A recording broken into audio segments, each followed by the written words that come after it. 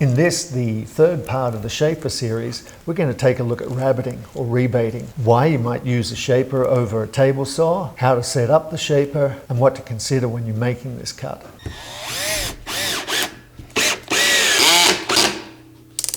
Hey, thanks for joining me again. So just why would you make this cut on the shaper over, say, the table saw? On a piece like this, it's nice and short, it's not super big, or even perhaps a piece like this. I could easily do that cut on the table saw, and especially in this case where both of these are a rebate to accept some glazing with a glazing bead on it, so you'll never actually see the cut. Simple, you could quite easily make both of those cuts on the table saw. However, pieces like this, and this is a section of door jamb where the jamb has two lights or two windows either side. On one side of the jamb, I've got the same rebate as here to accept the glazing, and on this side is the door, so it's much deeper. On top of that, it's really quite a big, heavy piece of material, and trying to do that by myself on the saw is really quite problematic. On this side of the door jamb where the door is, trying to make that cut on the table saw, you tend to get a lot more burning. You have to do obviously a lot more sanding, etc., to get it nice. And then as soon as you start sanding, you don't have as nice a flat finish as you do straight off the shaper. So that's a consideration, but it's so big and heavy. This is 9 feet long, and it's quite heavy. So doing that by myself on the table saw, becomes really quite problematic. Whereas with the shaper, obviously I can set the power feeder up, and that sort of maintains pressure down, and I get a nice clean finish, and the cut is very accurate every time. With a piece like this is the transom part of the jamb, and the door sits in here, so that rebate is much deeper than this section where the lights are. That, would be a bit of you could do it on a table saw, but it wouldn't be as easy to do. So, these are some of the reasons why you would do your rabbeting on the shaper as opposed to just doing it on a table saw. Okay, so we're going to use a 6-inch rebate head here. As always, we're going to make sure that everything's nice and clean.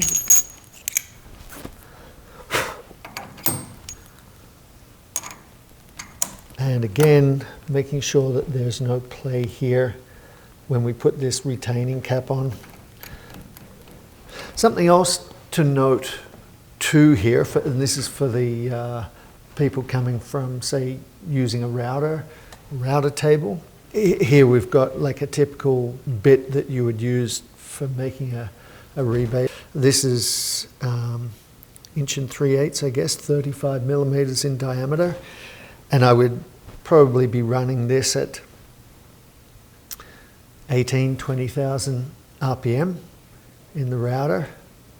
And with that setting on the router, I'm getting a tip speed where the cutter is actually hitting the material of around 33 to 40 meters per second.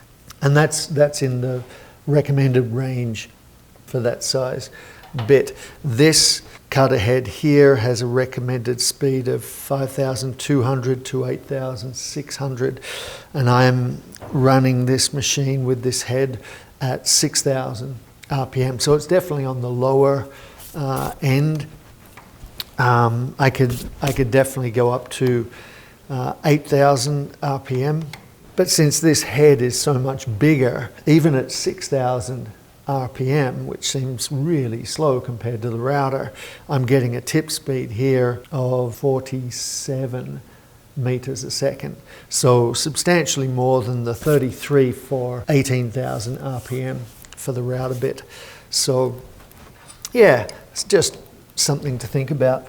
So we'll get this tightened up. With this head, I can't actually use the largest table insert ring here. It's just the opening in this is just too small to accept this. And the problem that we then face here is having this great big opening in the table, which, you know, if I'm putting a rabbet or rebate on a nice wide board is not really an issue. It's not ideal, but it's really not that big a deal. With something narrower, if I've got, you know, a narrower board and I'm putting a rebate on there, then your chances of it dipping into the table opening are pretty high. We don't really want that. So we're going to close that up. I've got a table ring made from some Baltic birch here. That depth or that width. So first of all, I'm going to just set up the height, and I'll do that just simply by dropping the cutter and getting it so that it just touches with the ruler.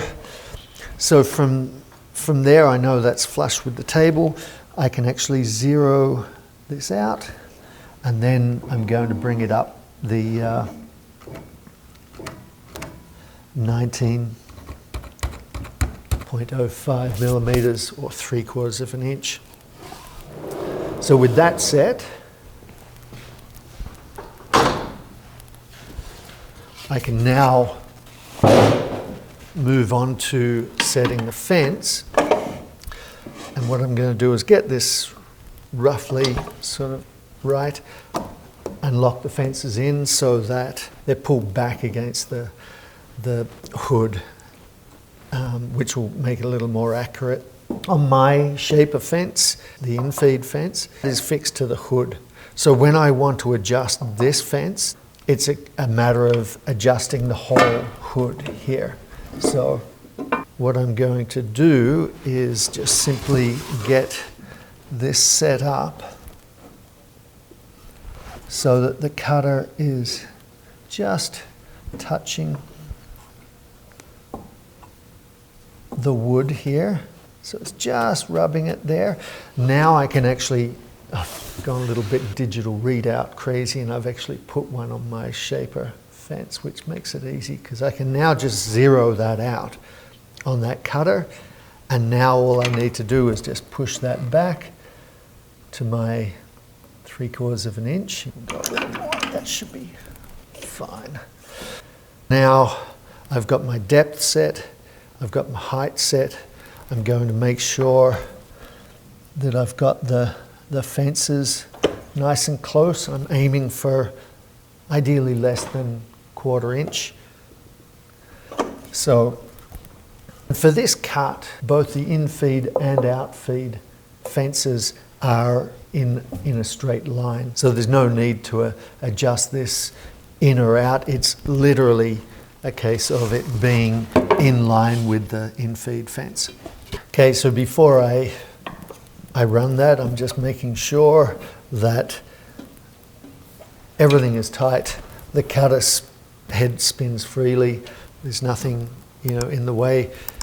I'm going to put any sort of tools, whatever, out of the way, get rid of them. I'm just going to turn the machine on.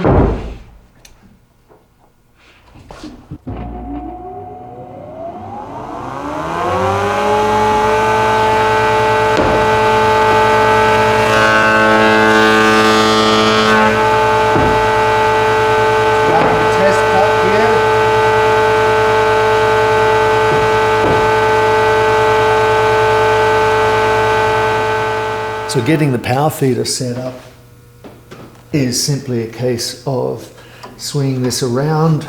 I'm going to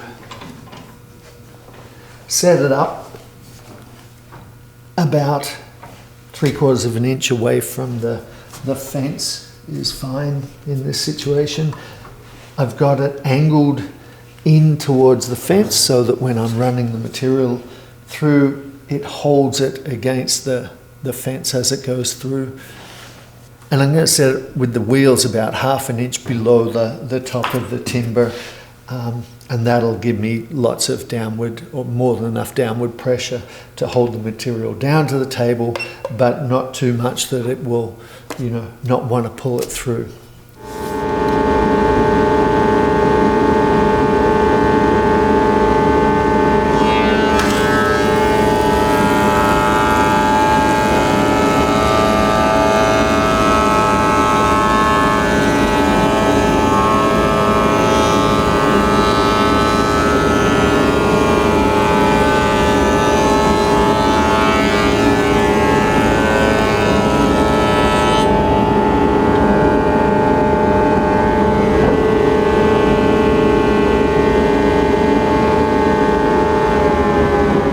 So a very simple process there,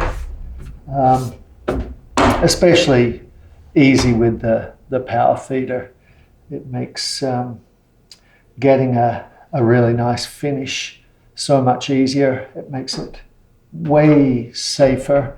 The only safety issue that you have obviously with the power feeder is you know, potentially getting your hand in there or whatever, so you have to be aware of that.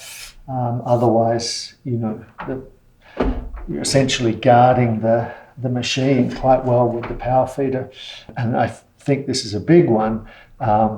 Running longer, heavier material through the spindle moulder with the power feeder means that you're not having to physically, you know, hold the pieces down and you know, juggle things where, you know, that last couple of pieces, for example, were probably 6 feet out the other end, I guess, and wanted to tip up. So, you know, without the power feeder, you're sort of really struggling with these larger pieces.